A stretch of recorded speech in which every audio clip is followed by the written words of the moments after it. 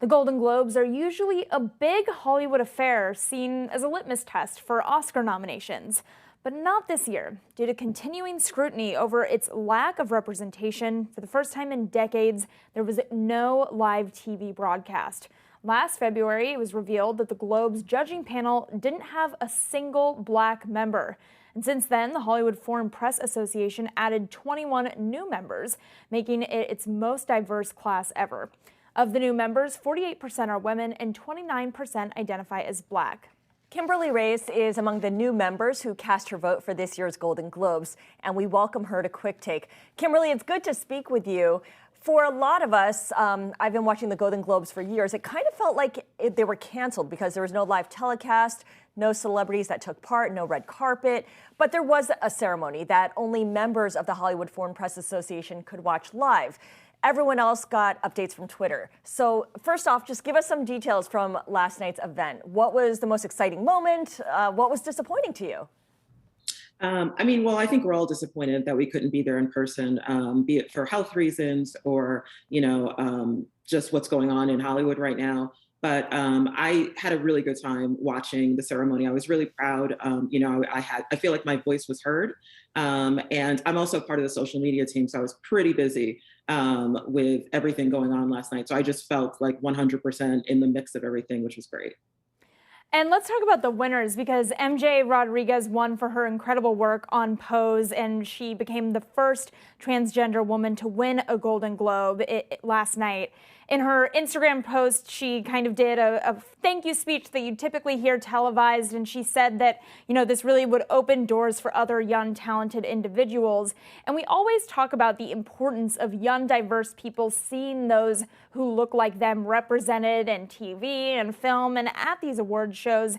Is it now a little bit of a shame for her to win when it couldn't be seen, when it couldn't be televised?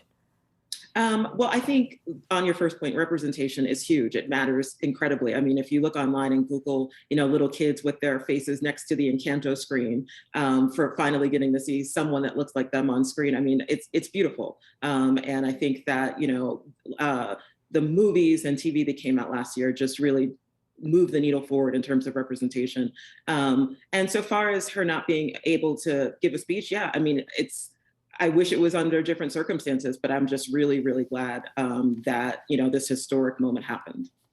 And Kimberly, last year, Emily in Paris was nominated and won, but I May Destroy You was ignored, and there was a lot of outrage over that.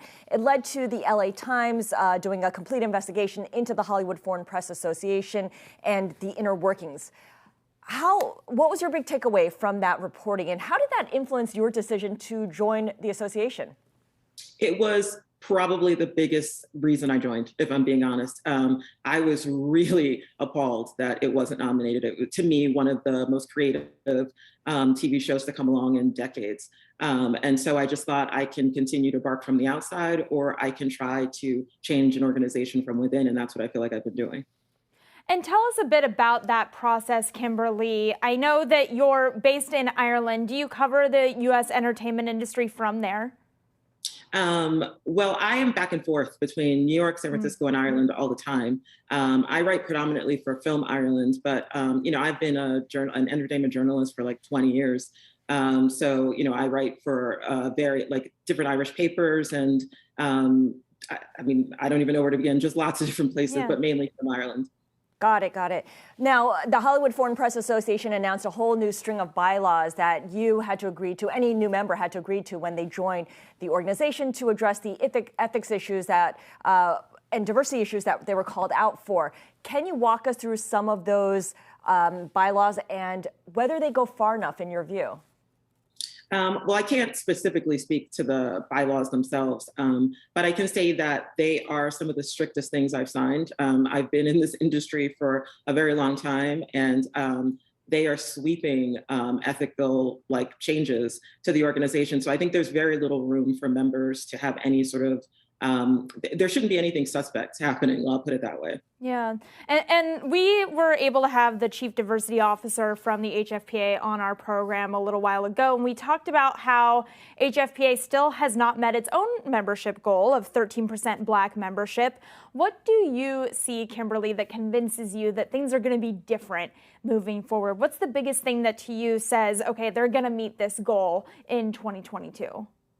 Well, I think the application process, I know for a fact that people who applied last year who maybe didn't get in were given extra training on how they can better prepare their applications for this coming year, which is something that not a lot of organizations do.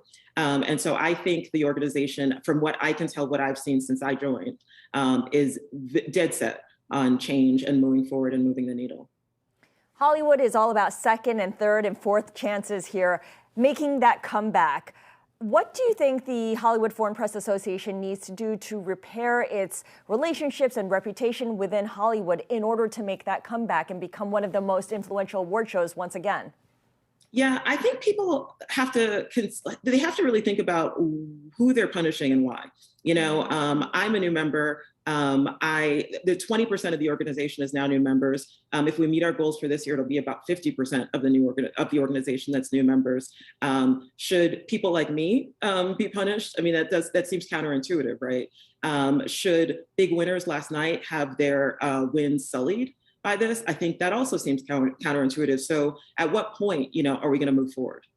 Really, really beautifully said, Kimberly. I also want to talk about the industry kind of using award shows as a great form of advertisement for movies that, like you said, you've been covering for decades, because it wasn't just NBC, right? It was also Netflix, Amazon cutting ties with the HFPA.